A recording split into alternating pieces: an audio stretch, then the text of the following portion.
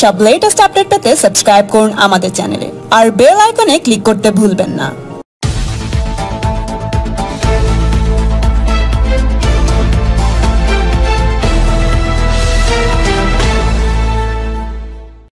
भारत की सनातन धर्म की परंपरा वर्ष में 2 बार वासंतिक नवरात्रि और शारदीय नवरात्रि के आयोजन को शक्ति की अधिष्ठात्री देवी के पूजन और अनुष्ठान के रूप में आयोजित करती आ रही है। हजारों वर्षों की इस विरासत पर हर भारतीय को गौरव की अनुभूति होती है। वर्ष में 2 बार यह अवसर आता है जब हम अपने समाज को उस सभ्यता, उन संस्कारों और उस संस्कृति के साथ उसका एहसास कराते हैं कि मातृशक्ति का हमारी परंपरा में क्या महत्व है। और आज हम सबका सौभाग्य है कि शारदीय नवरात्रि की 9वीं की तिथि देवी स्वरूपा कुमारी कन्याओं के पूजन का पावन अवसर है। ये मेरा सौभाग्य है कि गोरक्षपीठ की इस परंपरा में कुमारी कन्याओं के पूजन का ये सौभाग्य आज पुनः मुझे प्राप्त हुआ है। सैकड़ों की संख्या में देवी स्वरूपा बालिकाएं यहाँ पर उपस्थित हुई हैं। अभी उनके पूजन का कार्यक्रम यहाँ पर संपन्न हुआ है। उन लोगों के लिए 9 दिनों में यहाँ पर शारदीय नवरात्रि का जो विशेष अनुष्ठान चलता है, उस अनुष्ठान के कार्यक्रम के उपरांत आदिशक्ति मां भगवती दुर्गा के भोग प्रसाद के लिए जो प्रसाद बना हुआ है वह उन्हें इस समय वितरण करवा करके उन सभी देवी स्वरूपा बालिकाओं को वह प्रसाद खिलाया जा रहा है। भारत की सनातन धर्म की परंपरा के अंदर मातृशक्ति के प्रति हर भारतीय के भाव को प्रदर्शित करने का ये सबसे सशक्त माध्यम भी है। और मुझे लगता है कि हमें अपने पर्व और त्योहारों के इस महत्व को कि मातृशक्ति किसी भी क्षेत्र में कम नहीं है, कमजोर नहीं है, उनके प्रति यह भाव, यह पवित्रता का भाव हर एक मन में आना चाहिए।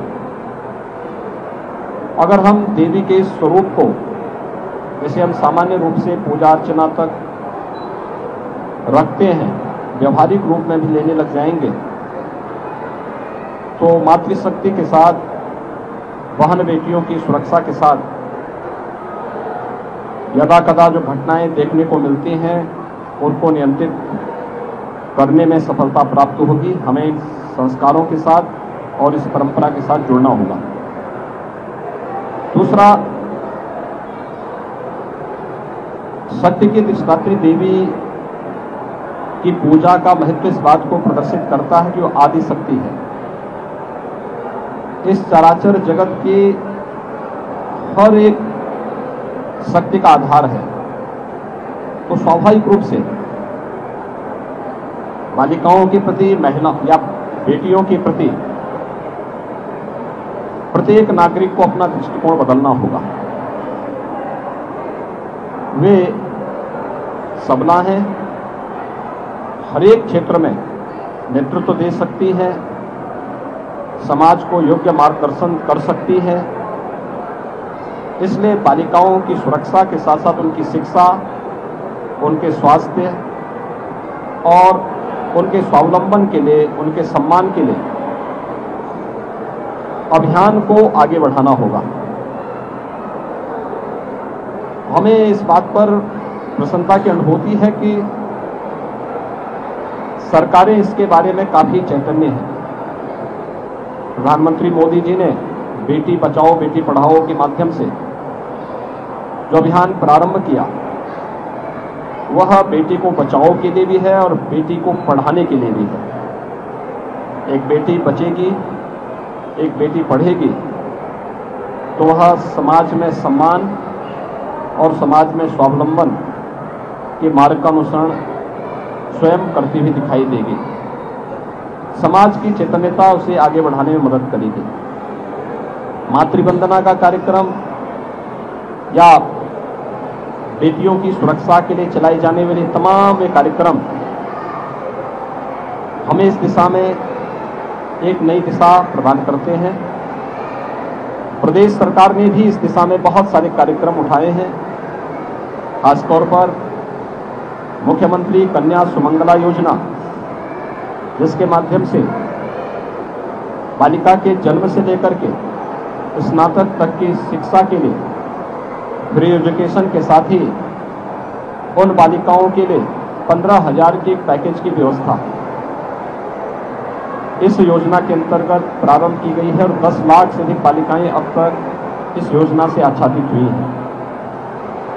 इसी प्रकार से प्रदेश के अंदर सामूहिक विवाह की योजना के माध्यम से भी उन गरीब कन्याओं की शादी के लिए जिनके अभिभावक इस योग्य नहीं है कि वे अपनी बालिकाओं की शादी करवा सकें, इस दिशा में भी एक प्रयास हुआ है, जिसमें अब तक लगभग 2.25 लाख बालिकाओं की शादी ब्याह के कार्यक्रम सफलतापूर्वक आयोजित हुए हैं। मिशन शक्ति का कार्यक्रम उत्तर प्रदेश के अंदर इसी अभियान का हिस्सा है। यह मातृशक्ति की सुरक्षा, उनके स्वावलंबन और उनके सम्मान से जुड़ा हुआ एक ऐसा अभियान है जो हर उत्तर प्रदेश वासी को जागरूक करने और इस पवित्र अभियान के साथ जोड़ने के लिए भी प्रेरित करता है।